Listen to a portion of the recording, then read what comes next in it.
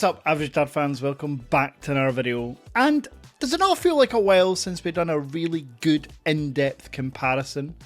Well, today I have two of the best smartphones of 2024, in some people's opinion. One of them certainly, the other one still in question. But I want to compare the Honor Magic 7 Pro against the Big Daddy, the number one phone of the year in my opinion, the Vivo X200 Pro. We're going to talk specs, internals, externals, hardware, software, all that good stuff, and of course, the cameras. Let's go!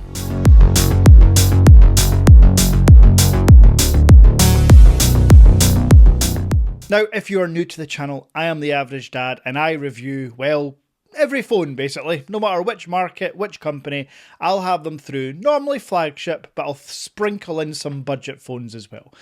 My goal is to reach 100,000 subscribers by Christmas 2025. So you have 12 months to hit the subscribe button. That seems like a fairly easy ask. And on top of having this YouTube channel, I have a tech store. Yes, the Average Dad tech store is fastly becoming the number one import store in the UK and Europe, soon to be the US. If you're in the market for a new mobile phone, please check out the Average Dad tech store. We are currently running a 3% off discount code through the whole month of December. And when you are a member through Buy Me a Coffee, you'll get an extra 2% off, bringing your total discount to 5% off any product on the tech store. Now, let's talk comparison.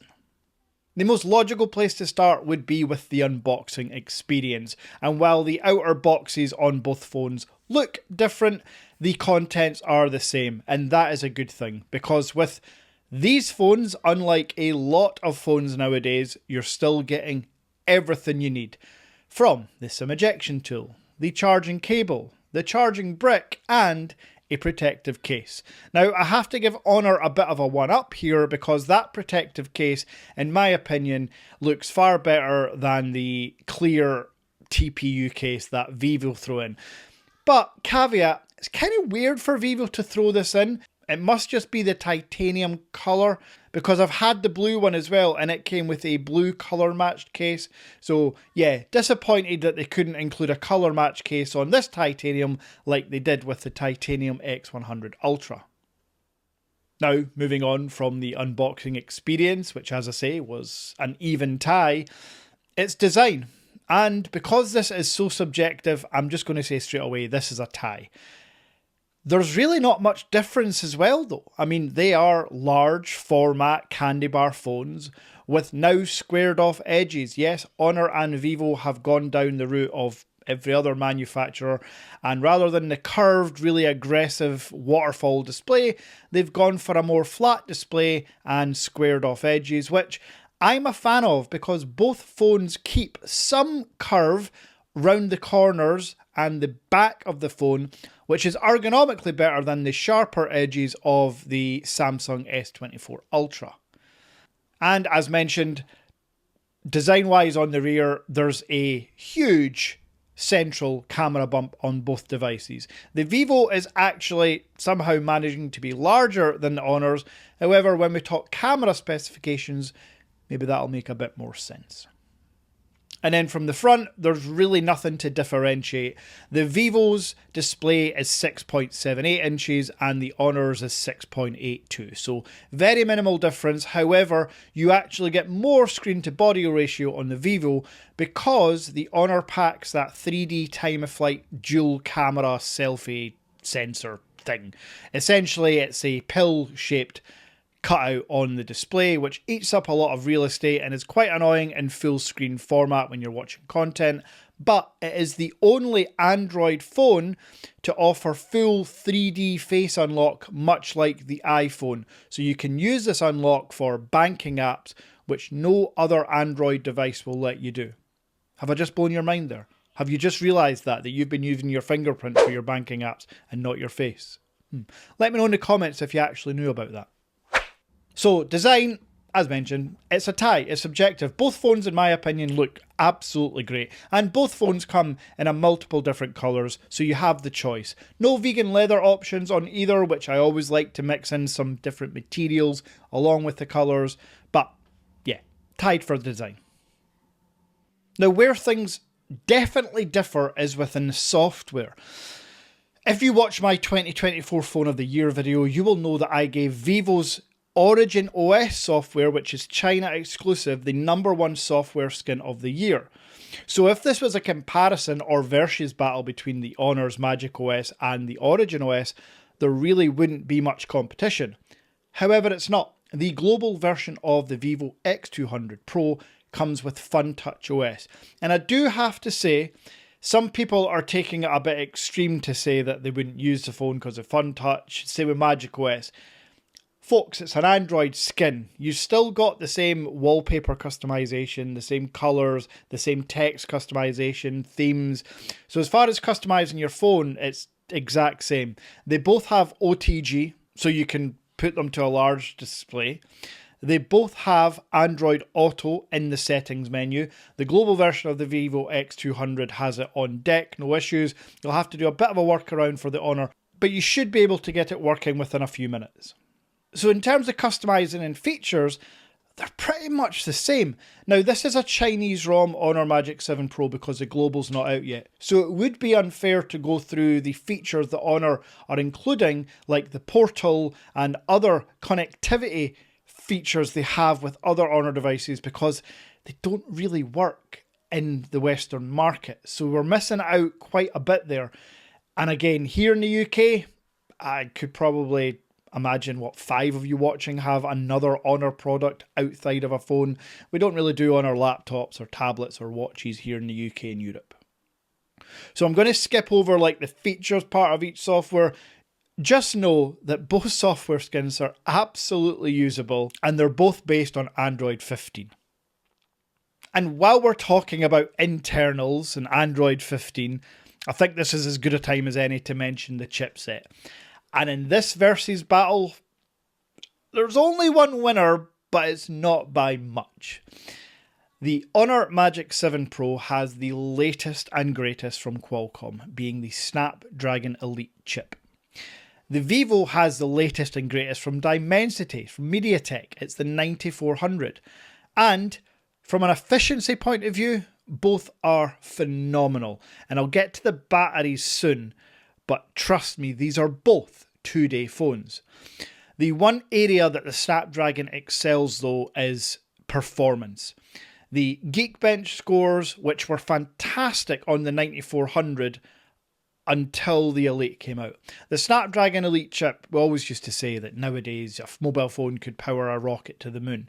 Well, I'm pretty sure the Snapdragon Elite could power 10 rockets to Mars if it wanted to.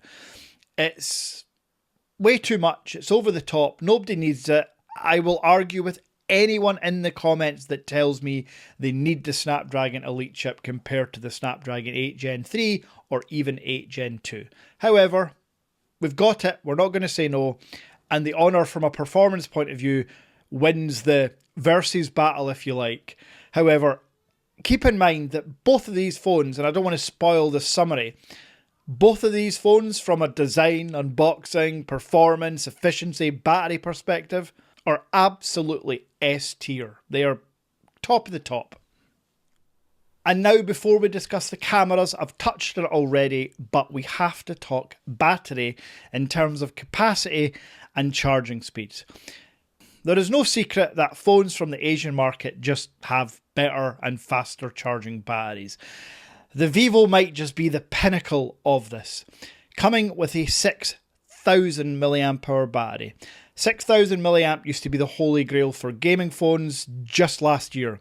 Now in 2024, we've got 6,000 mAh batteries coming in flagship camera phones, the best camera phone on the planet. Our gaming phones are now over 7,000 mAh, just wild. And the Honor, you're very close. It's 5,850 mAh, so 150 mAh less. That might equate to about 10 minutes of screen on time. So really, again, fairly tied.